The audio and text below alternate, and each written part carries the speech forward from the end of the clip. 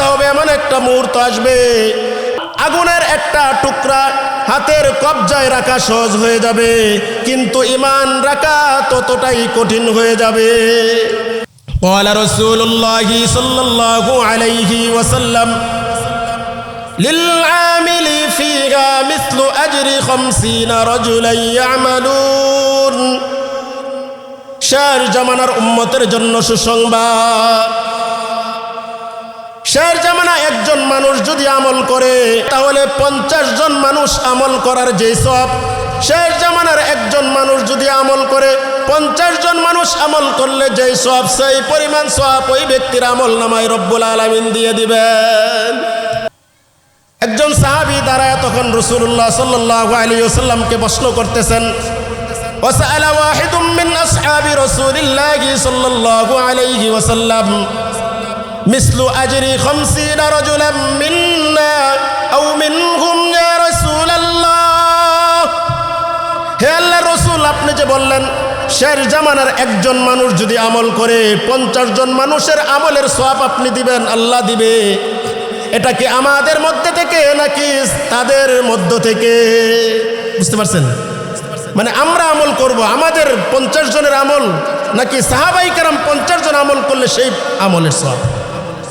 রাসূল পরে বলতেছেন লা বাল মিসলু আজরি 50 রাজুলাম মিনকুম। সুবহানাল্লাহ।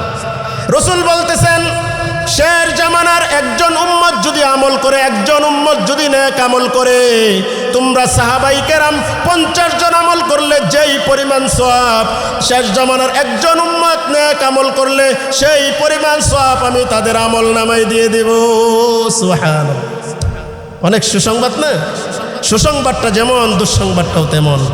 আল্লাহ তাআলা আমাদের সকলকে যেন সুসংবাদ অনুযায়ী আমল করার তৌফিক দান করেন, এবং যে দুঃসংবাদ আছে সেই দুঃসংবাদ থেকে যেন আল্লাহ তাআলা আমাদেরকে এই সমস্ত ফিতনা ফাসাদ থেকে বেঁচে থাকার তৌফিক দান করেন।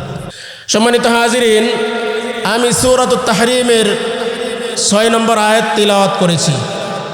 আল্লাহ পাক রব্বুল আলামিন বলেন, ইয়া আইয়ুহাল্লাযীনা আমানু কু আনফুসাকুম, হে ঈমানদারেরা, কু আনফুসাকুম, তোমরা জাহান্নামের আগুন থেকে বাঁচো, ওয়া আহলিকুম নার, এবং তোমাদের আহাল যারা আছে, পরিবারে যারা আছে, তাদেরকেও জাহান্নামের আগুন থেকে বাঁচাও।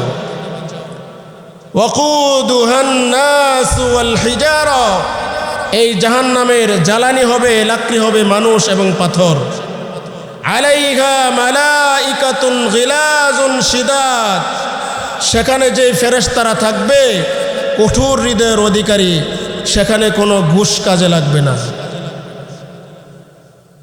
মালাইকাতুন গিলাদুন শিদাদুন লা ইয়াসুনাল্লাহা মা আমারহুম, ওইখানে যেই ফেরেশতারা নিযুক্ত থাকবে, আল্লাহ রাব্বুল আলামিন ওই ফেরেশতাদেরকে যেই হুকুম করবেন, লা ইয়াসুনাল্লাহা মা আমারহুম ওয়া ইয়াফআলুনা মা ইউমারুন, আল্লাহ তাআলা ফেরেশতাদেরকে যে আদেশ করবেন সে আদেশ থেকে তারা বিন্দু পরিমাণও এদিক সেদিক করবে না।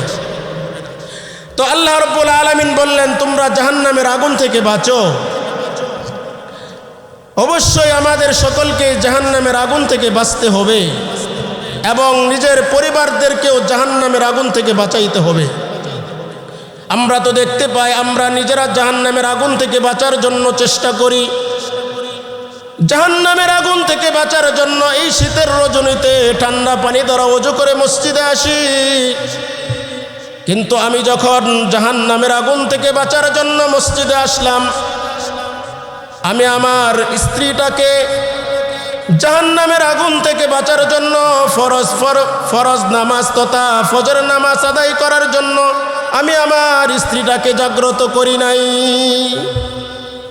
আমি তো নিজে জাহান্নামের আগুন থেকে বাঁচার জন্য নামাজে আসলাম, কিন্তু পাশের রুমেই আমার যুবক ছেলেটা ঘুমিয়ে আছে, পাশের রুমে আমার যুবতী মেয়েটা ঘুমিয়ে আছে, পাশের রুমে আমার পুত্রবধূ ঘুমিয়ে আছে। আমি ফজরের নামাজের জন্য মসজিদে চলে আসলাম জাহান্নামের আগুন থেকে বাঁচার জন্য, কিন্তু আমি তাদেরকে জাহান্নামের আগুন থেকে বাঁচার জন্য কোনো ফিকির করলাম না। আল্লাহ তাআলা বললেন, শুধু তুমি একা জাহান্নামের আগুন থেকে বাঁচলে হবে না, তোমার আহাল যারা আছে, পরিবার যারা আছে, তাদেরকেও জাহান্নামের আগুন থেকে বাঁচানো তোমার উপর ফরজ।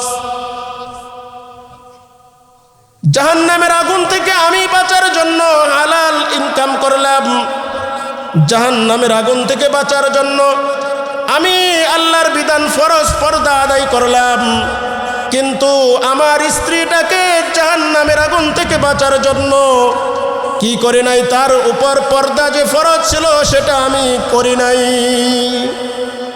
আমি নিজে জাহান্নামের আগুন থেকে বাঁচার জন্য আল্লাহর বিধানগুলো পুঙ্খানুপুঙ্খানু আদায় করলাম, কিন্তু আমি যখন আমার যুবতী মেয়েটাকে রাস্তা দিয়ে নিয়ে যাই, তাকে বেপরদার সাথে রাস্তায় নিয়ে যাই, আল্লাহর বিধান সেখানে লঙ্ঘিত হওয়ার কারণে এই ব্যক্তিটা, আপনার মেয়েটাও কাল কিয়ামতের ময়দানে কঠিন হাসরের দিনে এই আল্লাহর বিধান না মানার কারণে জাহান্নামের আগুন সহ্য করতে হবে।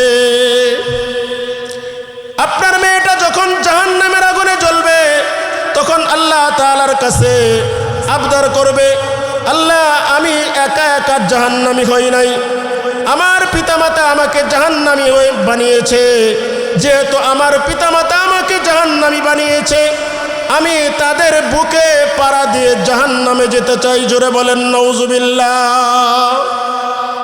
এই জন্য শুধু একা জাহান্নামের আগুন থেকে বাঁচলে হবে না, পরিবার যারা আছে তাদেরকেও জাহান্নামের আগুন থেকে বাঁচাইতে হবে। আল্লাহ রাব্বুল আলামিন বলতেছেন, وقودها الناس والحجارة عليها ملائكة غلاظ شداد। সেখানে এমন কঠোর হৃদয়ের ফেরেশতা নিযুক্ত থাকবে, আগুনে জ্বলতে থাকবে, জ্বলতে থাকবে, জ্বলতে থাকবে, তাদের কোনো দয়া হবে না, কোনো দয়া হবে না। এজন্য আমরা দুনিয়াতে দেখতে পাই, আমাদের দুনিয়াতে বিচারিক আদালত তিনটা। এক নম্বর হলো জনসাধারণের বিচারিক আদালত, আরেকটা হলো প্রশাসনিক বিচারিক আদালত, আরেকটা হলো আল্লাহ রাব্বুল আলামিনের বিচারিক আদালত। জনসাধারণের যে বিচারিক আদালত আছে সেটা মাজলুমের পক্ষে থাকে, সবসময় মাজলুমের পক্ষে থাকে। আর যেটা প্রশাসনিক বিচারিক আদালত আছে, সেখানে টেবিলের নিচ দিয়া কিছু দিলে সেটা পরিবর্তন হয়ে যায়, ঠিক না বেঠি? আর আল্লাহ রাব্বুল আলামিনের যে বিচারিক আদালত আছে, সেখানে লা তাজলিমুনা ওয়ালা তুজলামুন, সেখানে বিন্দু পরিমাণ জুলুম করা হবে না। সূরাতুল কাহফের মধ্যে আল্লাহ রাব্বুল আলামিন বলেন, লা ইউগাদিরু সগীরাতান ওয়ালা কাবীরাতান ইল্লা আহসাহা। যখন আমলনামা দেওয়া হবে, আমলনামা বান্দা পড়তে থাকবে আর বলতে থাকবে, হায় হায় হায় হায়, এটা কেমন আমলনামা! লা ইউগাদিরু সগীরাতান, ছোট্ট একটা বিষয় ছাড়ে নাই, ওয়ালা কাবীরাতান, বড় কোনো বিষয় ছাড়ে নাই। মনে মনে যে চিন্তা করছিলাম অমুকের ক্ষতি করব, অমুক গুনাহের চিন্তা করেছিলাম, সেটাও লিপিবদ্ধ করেছে, ইল্লা আহসাহা। তা আমরা দেখতে পাই বিচারিক আদালত তিনটা। একটা হলো জনসাধারণের বিচারিক আদালত। এই কারণেই বলতে হয় এটা সবসময় মাজলুমের পক্ষে থাকে। এই বিগত 16-17 বছরের আওয়ামী শাসনের আমলে জামাত ইসলাম সহ বিরোধী দলীয় যত মানুষ ছিল, যত দল ছিল, তাদের উপরে যেই পরিমাণ জুলুমের শিকার হয়েছে, আজকে এই কারণেই জামাত ইসলামের উপরে এই পরিমাণ মানুষের আস্থা জন্মেছে। কারণ বিচারিক আদালত জনসাধারণ মাজলুমের পক্ষে থাকে। বিরোধী মত যারাই ছিল তারাই জুলুমের শিকার হয়েছে, তারাই মাজলুম ছিল। আর দেখেন বর্তমান সময়ে কোটিপতির ছেলে অন্যায় করার কারণে একটা ফোন দিয়েছে, হ্যালো, এটা তো অমুক মন্ত্রীর ছেলে, অমুক এমপির ছেলে, তার কোনো বিচার করা যাবে না, 9 বুঝ দিয়ে সেটাকে দূরে সরিয়ে দিয়েছে। কিন্তু গরিব মানুষ, টাকা নাই, পয়সা নাই, কোনো ক্ষমতা নাই, তাকে সরকারিভাবে গ্রেফতার করে তার শাস্তি নিশ্চিত করেছে। আমাদের চোখে দেখা এই আওয়ামী দুঃশাসনের আমলে আল্লামা মামুনুল হক দামাত বরকাতুহুমকে মানিব্যাগ চুরির মামলা দিয়ে তাকে জেলখানায় হাজতে প্রেরণ করেছে। কিন্তু আরো কত বড় বড় লম্পট, বাটপার, চাঁদাবাজ, দুর্নীতিবাজ ছিল, তাদের বিরুদ্ধে সরকার কোনো ব্যবস্থা নেই নাই। এটা হলো কি প্রশাসনিক আদালত। এখানে কি হয়, টেবিলের নিচ দিয়ে কিছু দিলে পরিবর্তন হয়ে যায়।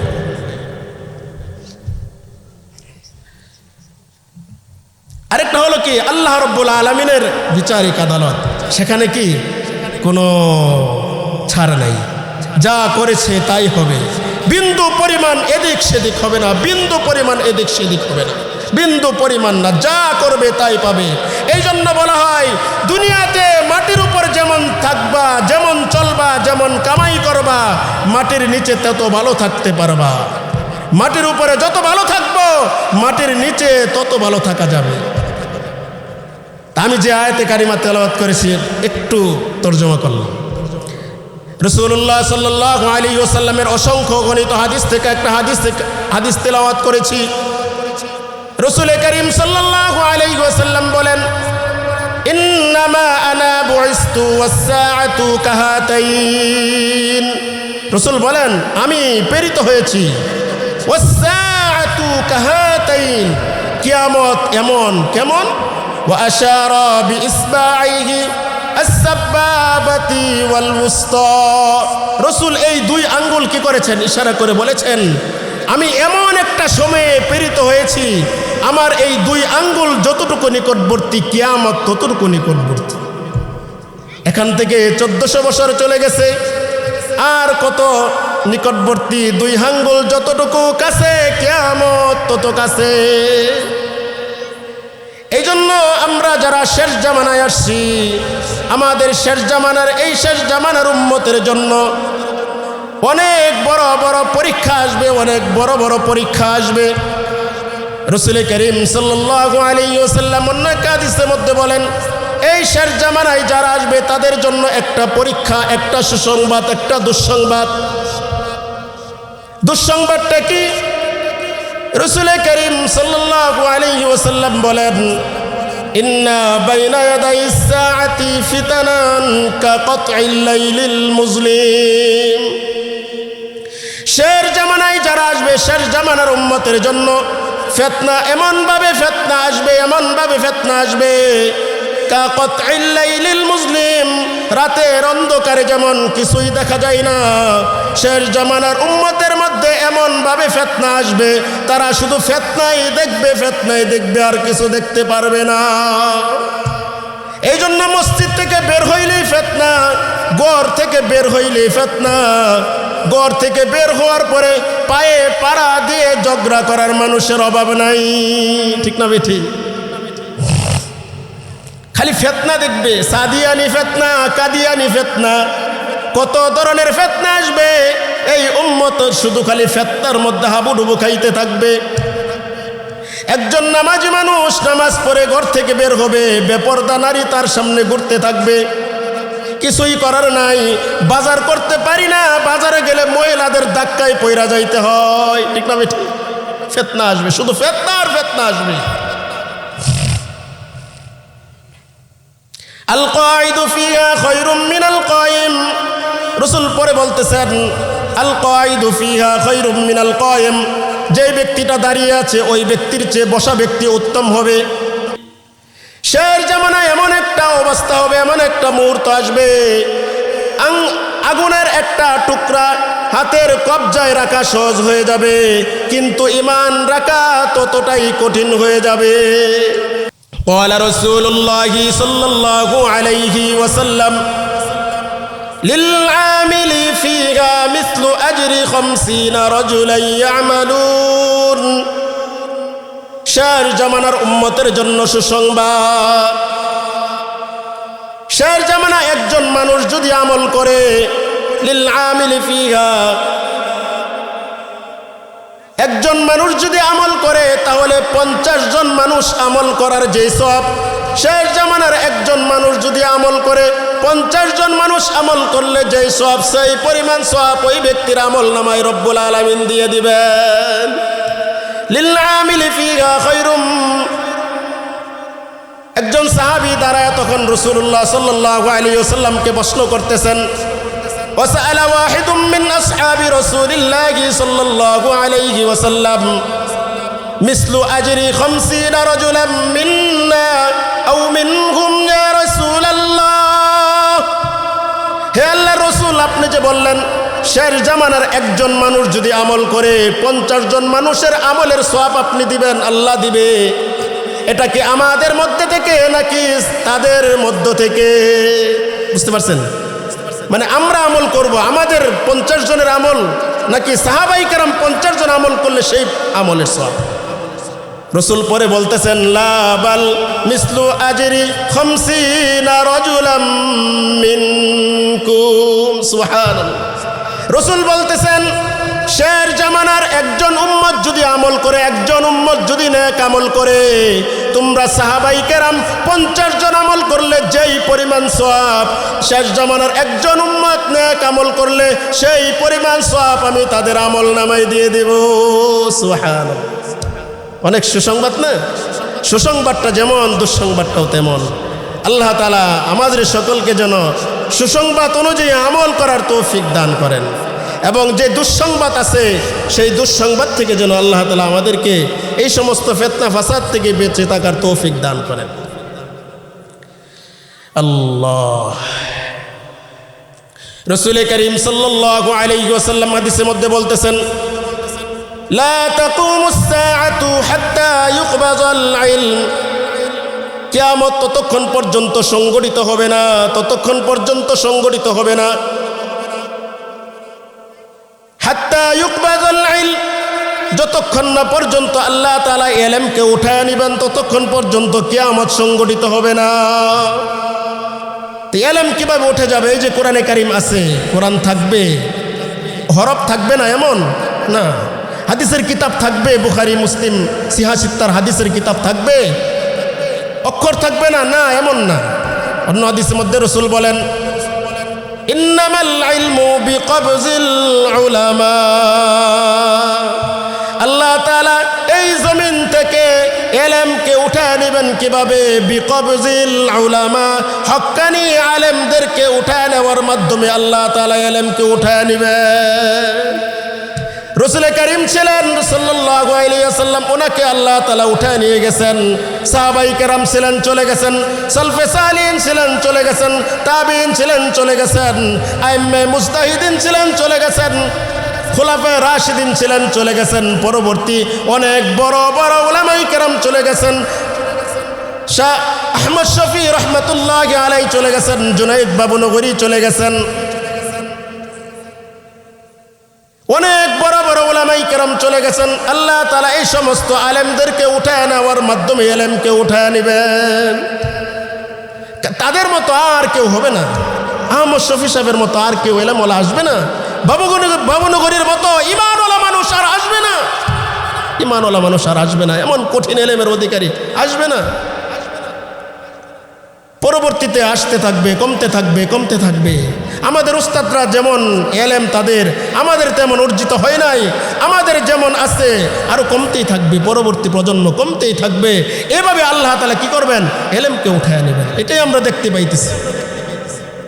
গত কিছুদিন আগেও সেই পাকিস্তানের জুলফিকার নকশবন্দি রহমতুল্লাহি আলাইহি ইন্তেকাল করেছেন। জগৎ বিখ্যাত অনেক বড় আলেম ছিলেন, আল্লাহ তাআলা উঠায় নিয়ে গেছেন। তো রাসূল বলতেছেন লা তাকুমুস সাআতু হাত্তা ইউকবাযাল ইলম, কিয়ামত ততক্ষণ সংগঠিত হবে না যতক্ষণ পর্যন্ত কি আল্লাহ তাআলা ইলমকে উঠায় না নেবেন।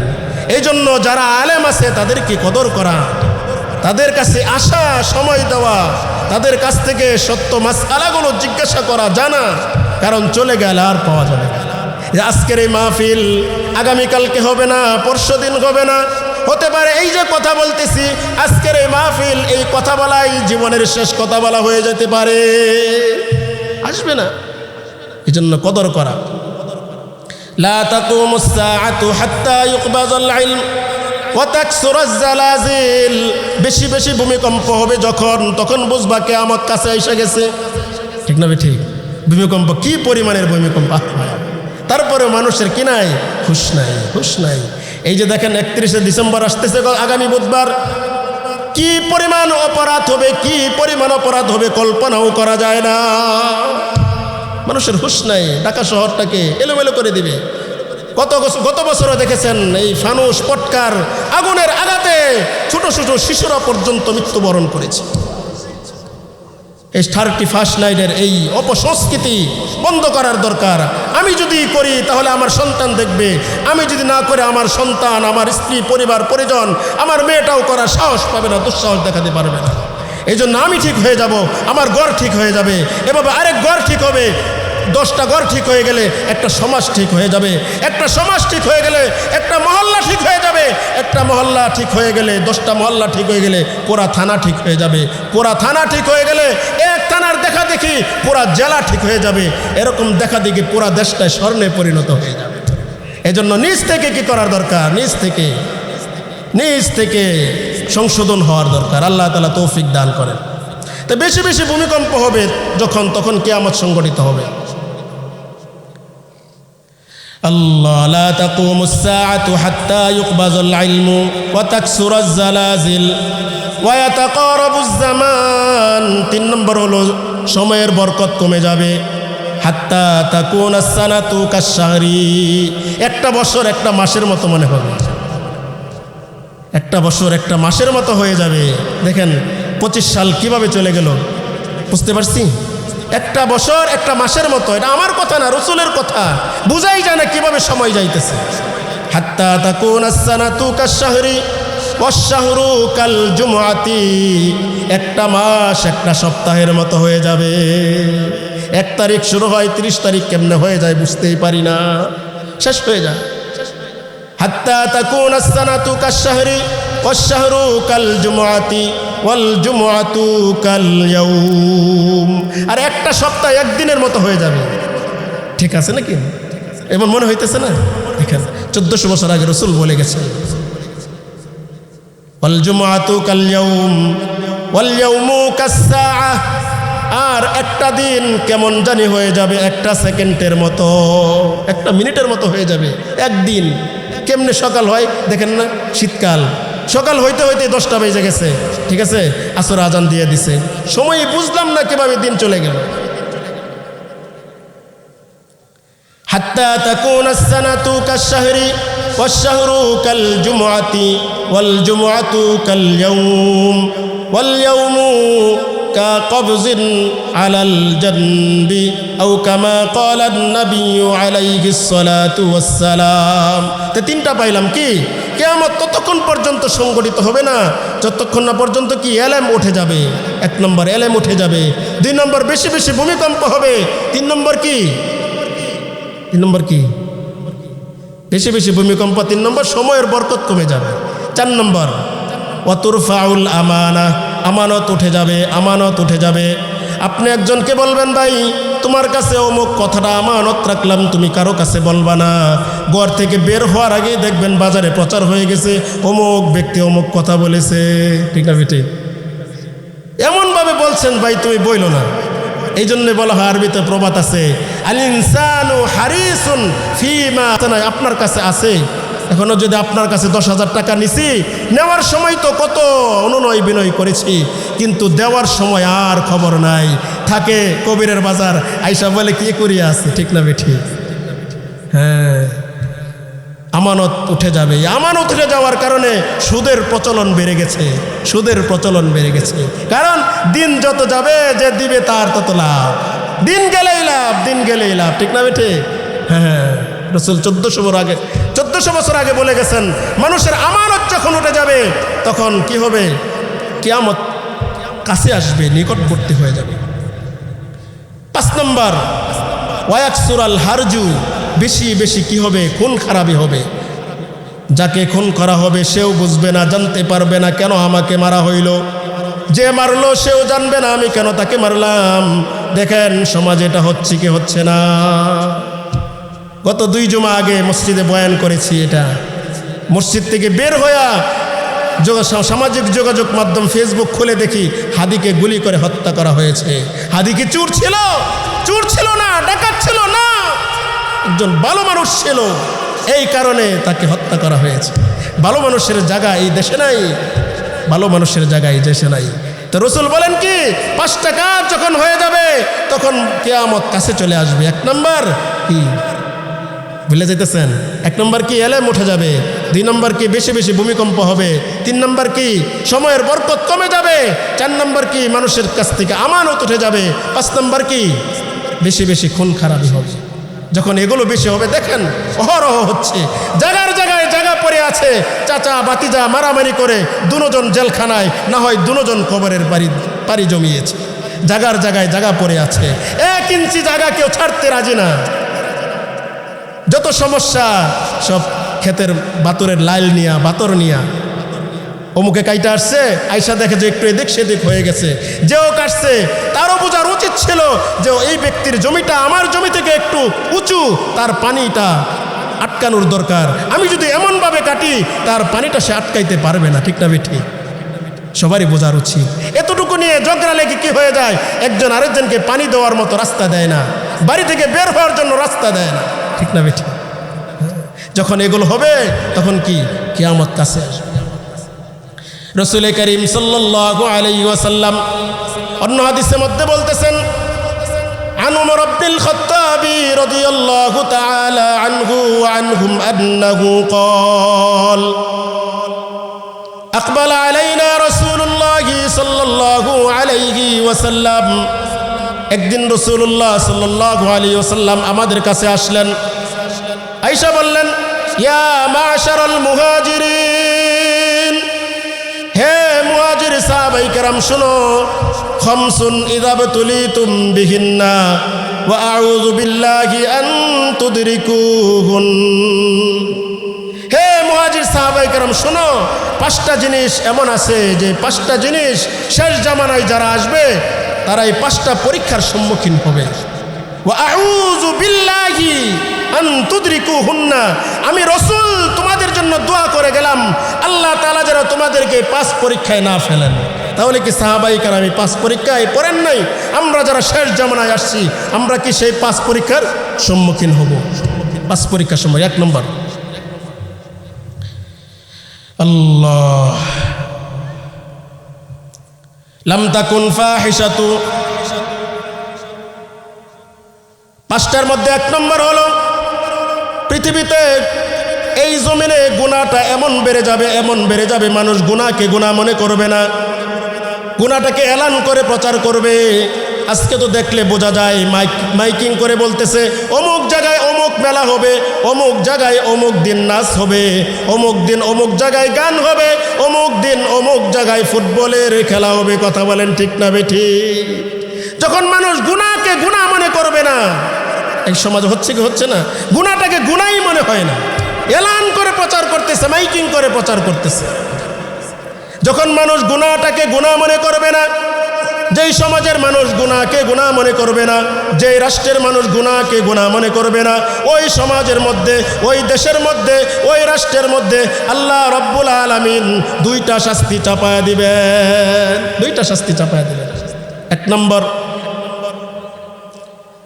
দুর্ভিক্ষ, আল্লাহ রব্বুল আলামিন দুর্ভিক্ষ দিয়ে দিবেন, এমন বালা মুসিবত দিবেন, এমন বালা মুসিবত দিবেন, ওয়াল আউজাউল্লাতী লাম তাকুন মাযাত ফি আসলাফিহিমুল্লাযীনা মাযা, এমন রোগ বালা মুসিবত দিবেন যে বালা মুসিবত রোগ সম্পর্কে আমাদের পূর্বপুরুষরা নামই জানে নাই।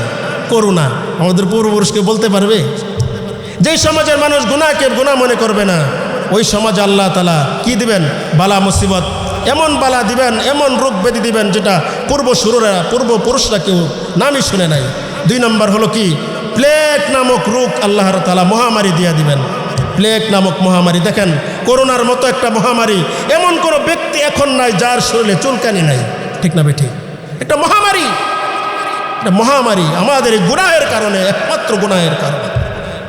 তো যেই সমাজের মানুষ গুনাহকে গুনাহ মনে করবে না, দুইটা শাস্তি দিবেন। একটা কি? মহামারী দিবেন। 2 নম্বর এমন রোগ বালা মুসিবত দিবেন যেটা আমাদের পূর্বপুরুষরা জানে নাই। 1 নম্বর। 2 নম্বর, যেই সমাজের মানুষগুলো ওজনে কম দিবে, ওজনে কম দিবে,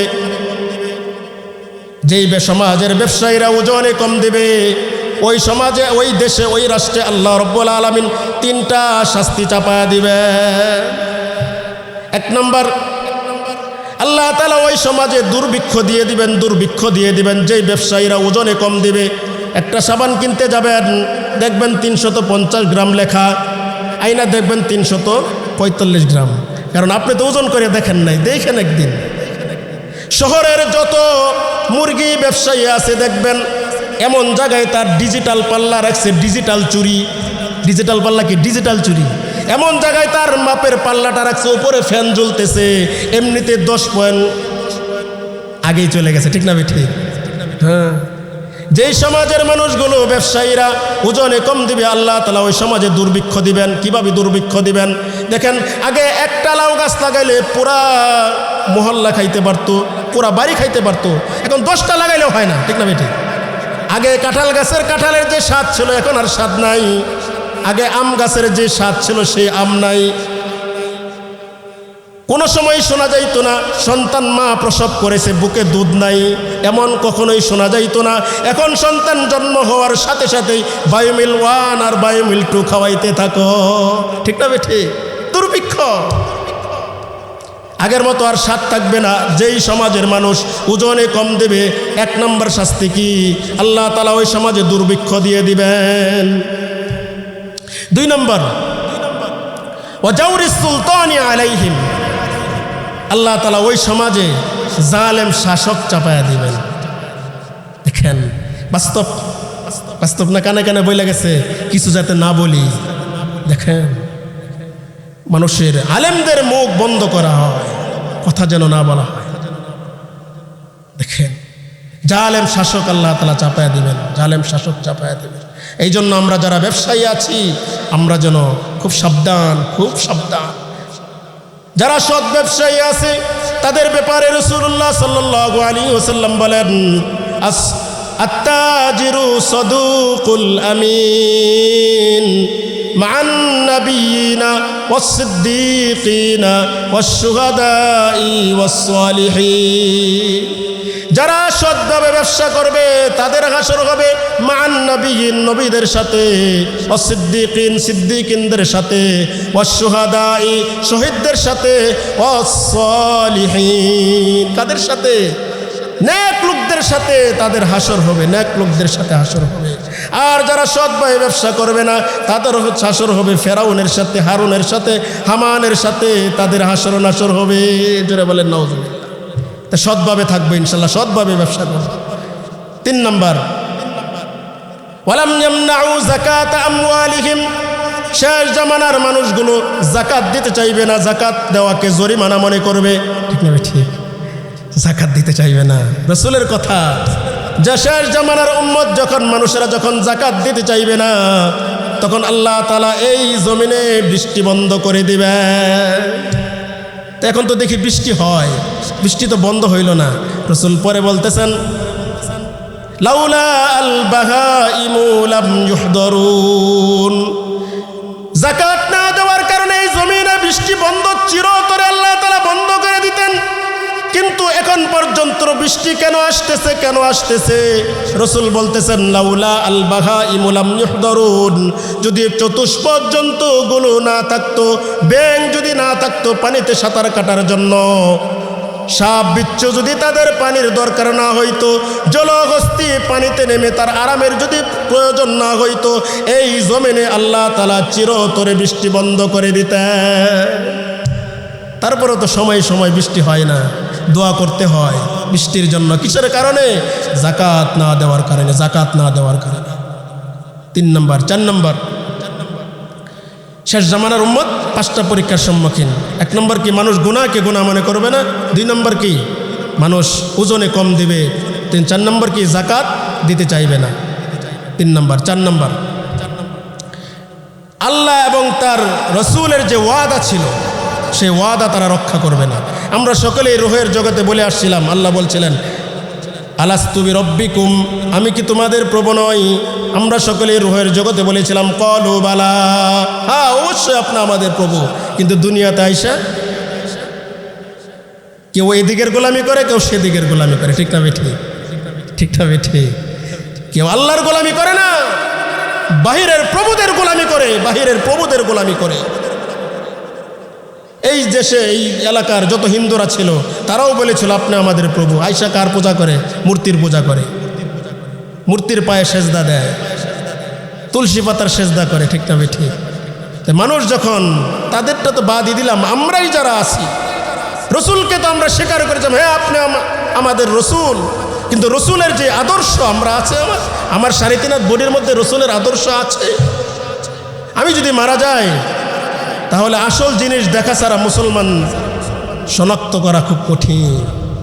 এমনও মুসলমান আছে, এমনও মুসলমান আছে আজান হইলে মসজিদ থেকে দূরে চলে যায়। এমনও মুসলমান আছে পেশাব করে পর্যন্ত পানি খরচ করে না, ঢিলা ব্যবহার করে না।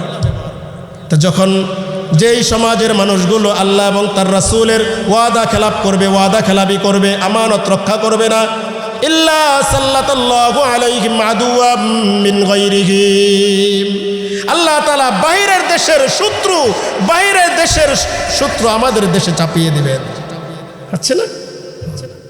ফায়াখুযুনা বা'দা মা ফি আইদিহিম, এবং সেই বাহিরের দেশের মানুষগুলো, বাহিরের রাষ্ট্রের মানুষগুলো আমাদের দেশের সম্পদকে আত্মসাৎ করবে। কত কিছুদিন আগে দেখলাম ওই সীমান্তবর্তী এলাকায় বিজিবি এক ছাগল ধরে নিয়ে গেছে। শুধু ছাগল না, আর কত সম্পদ নিয়ে যাইতেছে। কিসের কারণে? আমরা আল্লাহ এবং তার রাসূলের ওয়াদা খেলাপি করে ফেলেছি। 4 নম্বর। 5 নম্বর, মানুষ যখন তার পরিবারে আল্লাহর বিধান মতো সম্পদ বন্টন করবে না, তখন আল্লাহ তাআলা গড়ে গড়ে কি করবেন? গড়ে গড়ে অশান্তি তৈরি করে দিবেন। ঠিক না ঠিক? হ্যাঁ, আমরা যারা বাইরা আছি চিন্তা করে দেখি আমার বোনের হকটা আমি পরিপূর্ণ দিয়েছি কিনা। আমি যে বাবা আছি, আমি তো হজ করে আসছি, 5 ওয়াক্ত নামাজ মসজিদে পড়ি, নামাজ পড়তে পড়তে কপালটা কালো হয়ে গেছে, কিন্তু আমার মেয়ের হকটা আমি পুঙ্খানুপুঙ্খানু দিয়েছি কিনা। আমি যদি দিতে না পারি আমার সন্তানদেরকে ওই শিক্ষা দিয়েছি কিনা। তুমি ভাই, তুমি ছেলে, তুমি যেমন আমার অংশীদার, আমার মেয়েটাও আমার সম্পদের তেমন অংশীদার। একটু চিন্তা করে দেখি আমার ভাই, আমার বোনের পুঙ্খানুপুঙ্খানু হক আমি আদায় করেছি কিনা। যদি না করে থাকি, আল্লাহ রসুল বলেন ইল্লা জাআলাল্লাহু বা'সাহুম বাইনাহুম, কোনো মানুষ যদি, কোনো পরিবার যদি তার সম্পদগুলো আল্লাহর বিধান অনুযায়ী যদি ফাইসালা না করে, জাআলাল্লাহু বা'সাহুম বাইনাহুম, প্রত্যেকটা ঘরে ঘরে আল্লাহ তাআলা অশান্তির আগুন জ্বালায়া দিবেন। 5টা পরীক্ষার সম্মুখীন। 1 নম্বর কি? মানুষ গুনাহকে গুনাহ মনে করবে না, মানুষ গুনাহকে গুনাহ মনে করবে না। তখন কি? 2টা শাস্তি। 1 নম্বর প্লেগ নামক রোগ দিবেন, 2 নম্বর কি দিবেন? মহামারী দিবেন। 3 নম্বরে আছে কি? 2 নম্বরে আছে কি? মানুষ যখন শেষ জামানার উম্মত ওজনে কম দিবে, 3টা শাস্তি। একটা কি? দুর্ভিক্ষ দিবেন, জালেম শাসক চাপায়া দিবেন।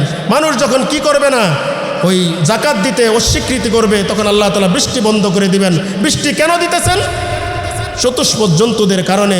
মানুষ যখন, শেষ জামানার মানুষগুলো যখন কি করবে না, ওই আল্লাহ এবং তার রসুলের ওয়াদা মানবে না, তখন বাহিরের দেশের শত্রু দেশে চাপায়া দিবেন। 5 নম্বর কি?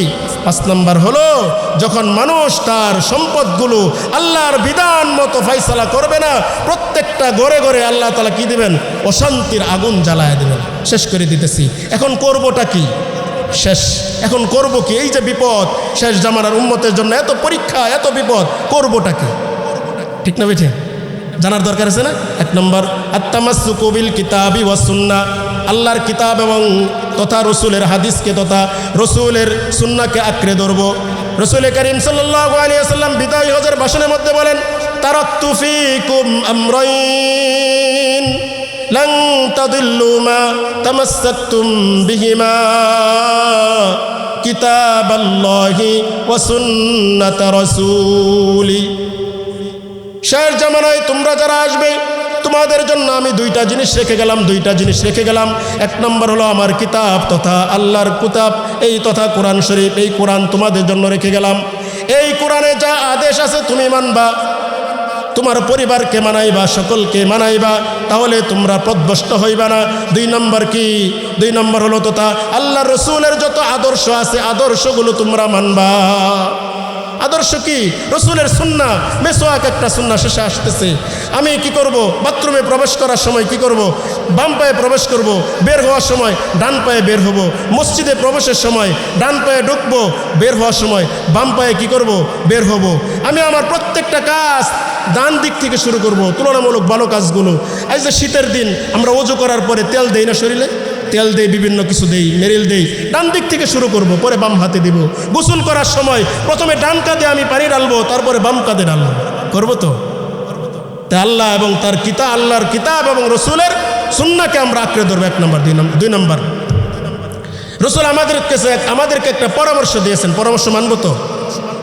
এক সাহাবী আসছেন, আয়েশা রাসূলুল্লাহ সাল্লাল্লাহু আলাইহি ওয়াসাল্লামকে বলতেছেন, আন্না রাজুলান আতান নাবিয়্যা সাল্লাল্লাহু আলাইহি ওয়াসাল্লাম, একজন সাহাবী রসুলের কাছে আসলেন, ক্বালা, এবং বললেন, ইয়া রাসূলুল্লাহ, হে আল্লাহর রাসূল, মান আফযলুন নাস দারাজাতান ইনদাল্লাহি ইয়াউমাল কিয়ামাহ, কাল কিয়ামতের ময়দানে কোন ব্যক্তিটা মর্যাদার দিক দিয়ে সবচেয়ে বেশি উঁচু হবে? রসুল বলতেছেন, قال رسول الله صلى الله عليه وسلم الذاكرون لله والذاكرات, কাল কিয়ামতের ময়দানে সবচাইতে মর্যাদা যদি যেই ব্যক্তিটার হবে, যেই মহিলাটার হবে, যেই পুরুষটার হবে, সেটা হলো আয-যাকিরুন, যেই পুরুষটা সবসময় আল্লাহর জিকির করেছে, যেই মহিলাটা সবসময় আল্লাহর জিকির করেছে, ওই পুরুষ এবং মহিলাটা আল্লাহর কাছে কিয়ামতের ময়দানে সবচাইতে মর্যাদাপূর্ণ হবে। জিকির করবো ইনশাআল্লাহ। মসজিদে আসতেছি, আল্লাহ আল্লাহ বলতে থাকি, বের হয়েছি, আল্লাহ আল্লাহ বলতে থাকি, ব্যবসা বাণিজ্য করতেছি, এখন কাস্টমার নাই, মনে মনে আল্লাহর জিকির করে ইস্তিগফার করি, করবো তো ইনশাআল্লাহ। 2 নম্বর গেল। 3 নম্বর, সত্যবাদী এবং নেক লোকদের সঙ্গী হব। মসজিদের ইমামদের সাথে সম্পর্ক কায়েম করব, আলেমদের সাথে সম্পর্ক কায়েম করব, সমাজের যারা ভালো মানুষ আছে তাদের সাথে সম্পর্ক কায়েম করব ইনশাআল্লাহ। রাসূল করিম সাল্লাল্লাহু আলাইহি ওয়াসাল্লাম বলেন যে আমার এই পোশাক পরি, পোশাক ময়লা হয় না? পোশাক ময়লা হয়, পোশাক ময়লা হইলে দ্রুত করি সাবান দ্বারা। রাসূলুল্লাহ সাল্লাল্লাহু আলাইহি ওয়াসাল্লাম বলতেছেন যে তোমরা যেমন পোশাক পরো, পোশাক যেমন ময়লা হয়, তোমরা যে আল্লাহর উপর ঈমান এনেছো, তোমাদের ঈমানটাও সেভাবে ময়লা হয়। সাহাবায়ে কেরাম রাদিয়াল্লাহু তাআলা আনহু বলেন, পোশাক ময়লা হয়ে গেলে পরিষ্কার করার মাধ্যম আমাদের জানা আছে। ওয়া কাইফা নুজাদ্দিদু ঈমানানা ইয়া রাসূলুল্লাহ, পূর্ণ ঈমান যদি ময়লা হয়ে যায়, আমরা ঈমানকে কিভাবে নবায়ন করব? রাসূল বলতেছেন, আকসিরু মিন কওলি লা ইলাহা ইল্লাল্লাহ নুজাদ্দিদুল্লাহু ঈমানাকুম ফি কুলুবিকুম।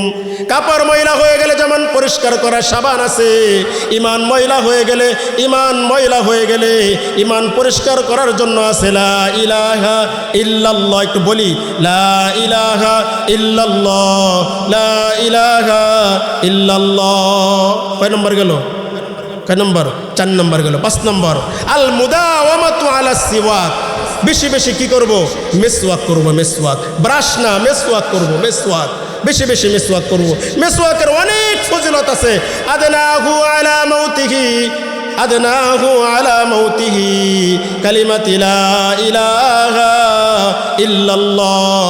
যে ব্যক্তিটা সব সময় মেসওয়াক করবে, যে দেখেন মেসওয়াক, যে ব্যক্তিটা সব সময় মেসওয়াক করবে, আল্লাহর হাবিব বিশ্বনবী বলেন, মৃত্যুবরণ করার সময় ওই ব্যক্তির মুখে আল্লাহ তাআলা কালিমা মুখে জারি করে দিবেন, কালিমা মুখে জারি হয়ে যাবে। মেসওয়াক করব, বেশি বেশি মেসওয়াক করবো। আজকে একটা মেসওয়াক কিনবো ইনশাআল্লাহ। আমি যেই পোশাকে মারা যাব, সেই পোশাক থেকে যেন একটা মেসওয়াক বের হয়। আমি যেই পোশাকে মারা যাব, সেই পোশাক থেকে যেন একটা তাসবিহ বের হয়। করবো তো ইনশাআল্লাহ। 5 নম্বর গেল। 6 নম্বর, আল মুদাওয়ামাতু আলা দুআ, বেশি বেশি দোয়া করব, বেশি বেশি দোয়া করব, বেশি বেশি দোয়া করব। তাহলে আমি আলোচনা শেষ করে দিতেছি। আমরা শেষ জামানায় আসছি। আমাদের জন্য কি শেষ জামানায় একটা পরীক্ষা, একটা সুসংবাদ, একটা দুঃসংবাদ। সুসংবাদ কি? একজন মানুষ আমল করলে, সাহাবায়ে কেরাম 50 জন আমল করলে যেই সওয়াব, সেই পরিমাণ সওয়াব আল্লাহ তাআলা আমাদেরকে দিবেন। আর দুঃসংবাদ কি, সব জায়গায় ফিতনা আর ফিতনা থাকবে, ঠিক আছে না? রসুল বলেন যে 5টা জিনিস 6টা জিনিস না আসা পর্যন্ত কিয়ামত সংঘটিত হবে না। পরে রসুল বলতেছেন, সাহাবায়ে কেরামের জন্য দোয়া করেছেন যে তোমাদের জন্য দোয়া করে গেলাম, তোমরা 5টা বিষয়ের পরীক্ষার সম্মুখীন হইবা না। আমরা যারা শেষ জামানায় আছি পরীক্ষার সম্মুখীন আমরা হব। 1 নম্বর বলছে কি, মানুষ যখন গুনাহকে গুনাহ মনে করবে না। 2 নম্বর, মানুষ কি দিবে, ওজনে কম দিবে। 3 নম্বর, মানুষ কি করবে, জাকাত দেওয়াকে জরিমানা মনে করবে। 4 নম্বর কি, মানুষ আল্লাহ এবং তার রসুলের ওয়াদা খেলাপ করবে। 5 নম্বর, মানুষ যখন কি করবে, নিজের পরিবারের মধ্যে আল্লাহর কোরআন অনুযায়ী ফাইসালা করবে না, তখন আল্লাহ তাআলা তাদের উপর 5টা শাস্তি চাপায়া দিবেন। এটা থেকে বাঁচার উপায় 6টা বললাম। 1 নম্বর কি বললাম, আল্লাহর কিতাব তথা রাসূলুল্লাহর সুন্নাহ এবং আল্লাহর কোরআনকে আঁকড়ে ধরবো। 2 নম্বর, বেশি বেশি জিকির করব। 3 নম্বর কি, সত্যবাদী লোকদের সাথে থাকবো। 4 নম্বর কি, বেশি বেশি লা ইলাহা ইল্লাল্লাহর জিকির করব। 5 নম্বর কি, বেশি বেশি মিসওয়াক করব। 6 নম্বর কি, বেশি বেশি আল্লাহর কাছে দোয়া করব। কারণ দাওয়া এবং দোয়া দুইটা খুব বড় জিনিস। দাওয়াতের চেয়ে দুয়ার পাওয়ার অনেক বেশি। রাসূলুল্লাহ সাল্লাল্লাহু আলাইহি ওয়াসাল্লাম ইয়ার উমরের জন্য দোয়া করেছেন, সাথে সাথে কবুল হয়ে গেছে। রাসূলুল্লাহ সাল্লাল্লাহু আলাইহি ওয়াসাল্লাম কি আবু হুরায়রা রাদিয়াল্লাহু তাআলা আনহুর মায়ের জন্য দোয়া করেছেন, আল্লাহ তাআলা সাথে সাথে কবুল করে ইসলামের কালিমার ছায়া তুলে নিয়ে আসছেন। এজন্য বেশি বেশি দোয়া, নিজের জন্য দোয়া করব, দেশের জন্য দোয়া করব, পরিবারের জন্য দোয়া করব। যে কথাগুলো বললাম আমি সহ, আমি ওয়াদম গুনাহগার সহ যারা শুনলো, প্রত্যেককে আমলের তৌফিক দান করেন। হাযা ওয়া আখিরু দাওয়ানা আলহামদুলিল্লাহি রাব্বিল আলামিন। আসসালামু আলাইকুম ওয়া রাহমাতুল্লাহি ওয়া বারাকাতুহু।